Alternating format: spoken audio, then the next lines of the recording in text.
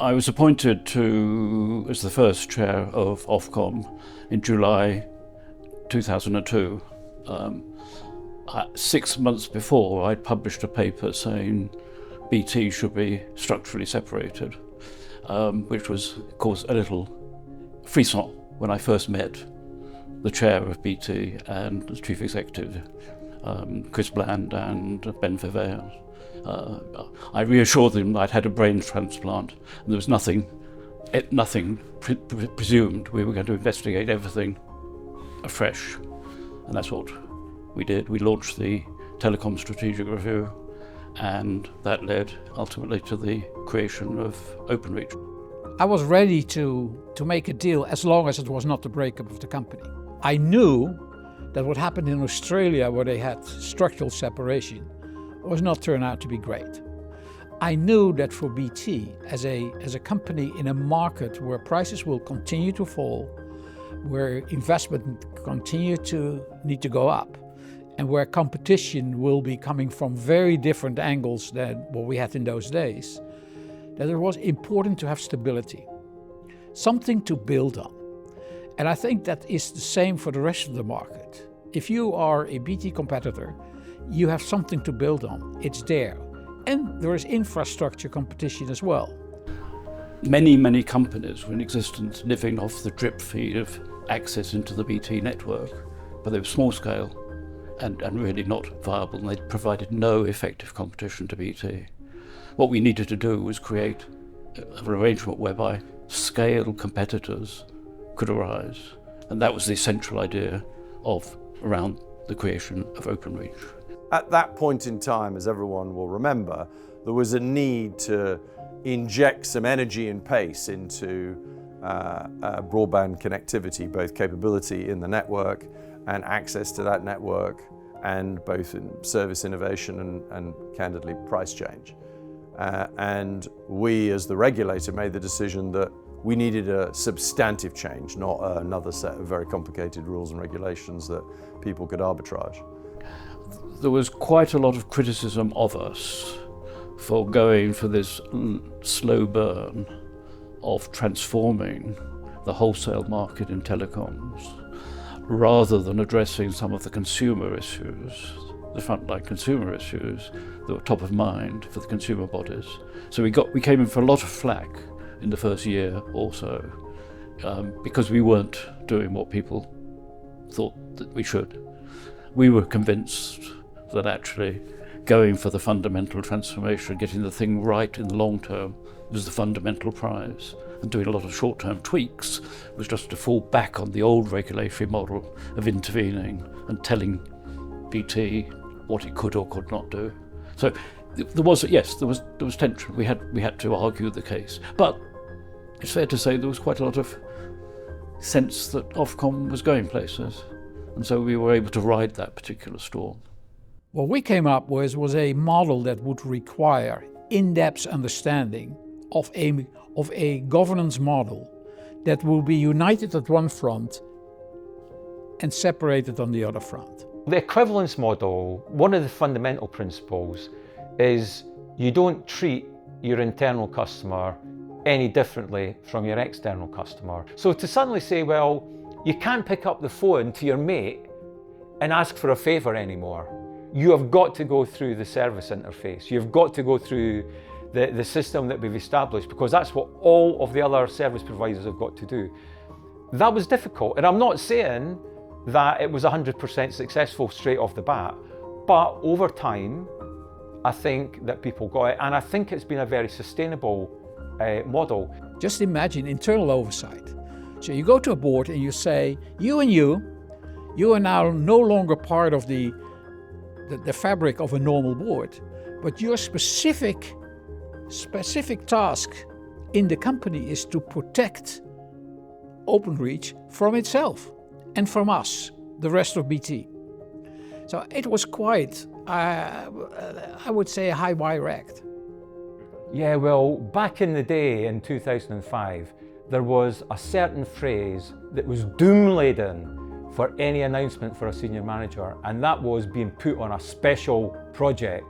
And I still remember when the announcement came out that Steve Robertson was going to be put on this special project, which was establishing new sort of operational network group. And I remember some of my friends saying, "Oh no, Steve, that's terrible. You're on the special project list." The first thing we did was smash together the retail field force and a big part of the wholesale field force. And we started to look at how we could really create a new, vibrant, exciting network business that was going to look after the physical infrastructure in the UK. You know, in any big business, there are the hot spots and the not so hot spots. And the hot spots, it was all about, you know, there was a sort of legacy of global focus on the global growth.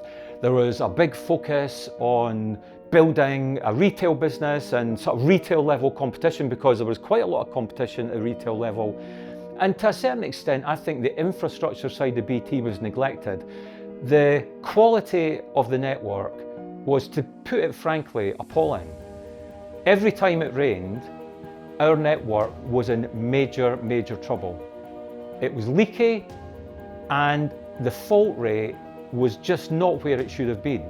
So there wasn't just, you know, an interesting thing going on in the market. There was a big challenge waiting in terms of fixing that network and making it fit for purpose. It'd be a daft campaigns like Ban the Bean, these little blue beans. I mean, a lot of the success of Openreach was about joints, fixing joints. And the smallest joints, 2 pairs of copper, crimped together with a blue bean, which unfortunately doesn't keep the water out, and eventually it causes a loss of signal, so it's not good for broadband. We took out tens of millions of those blue beans to make broadband better and make the network work better. And that was engineers going the extra mile to do the right thing. So that's how you turn the super tanker.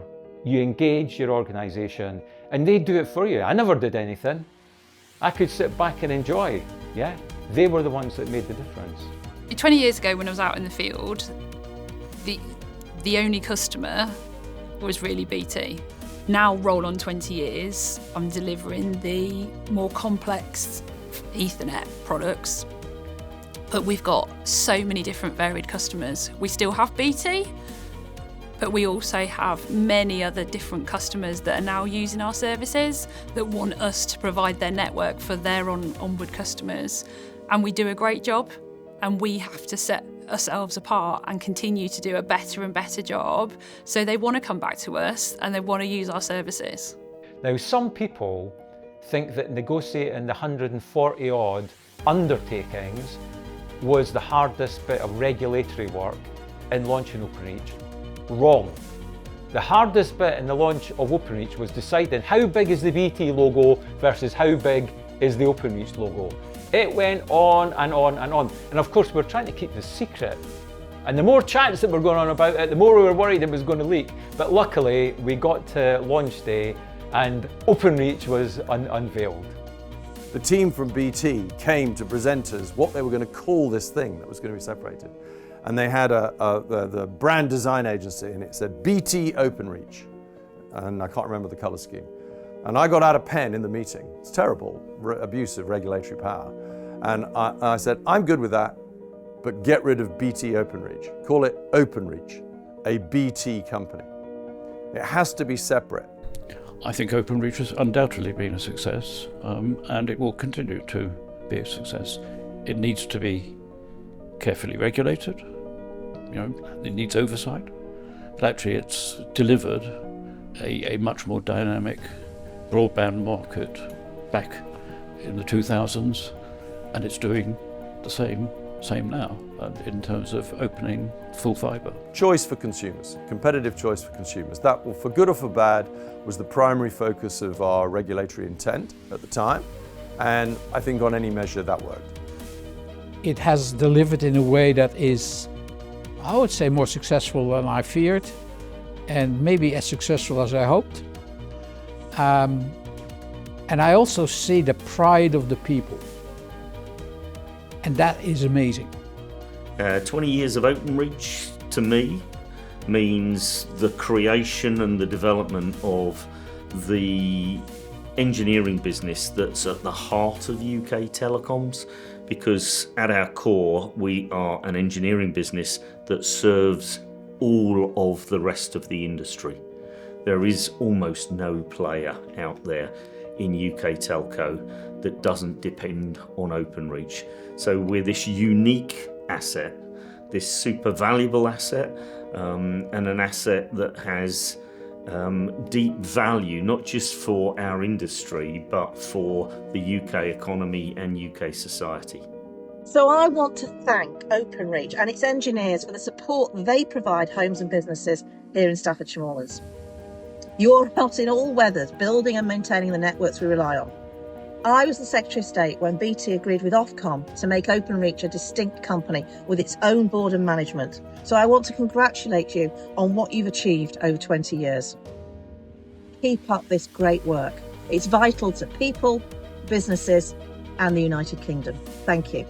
I remember when I became Culture Secretary in 2010, sitting down with Ian Livingstone, who was the Chief Executive of BT at the time, asking how we give Britain the best tech infrastructure in Europe. And we had lots and lots of discussions, and we came up with a plan to give the UK the best super fast broadband network in the whole of Europe. And Openreach got to work. 12 years after I became Culture Secretary, I moved on through a rather unexpected series of events to become Chancellor. And we were in the middle of a very tricky patch, and I was looking at what I could do to give people hope about the British economy. And I was able to say that after the United States and China, Britain has the largest tech sector in the world. That would not have been possible without the backbone of broadband that Openreach has put in place. So what you've done has not just been great for the company, but it's been brilliant for the country as well, because the tech sector is going to be the foundation of our success. I think we've got every chance of being the world's next Silicon Valley. And if we do it, it'll be off the back of 20 remarkable years of achievement by Openreach. Thank you so much, and keep up the fantastic work.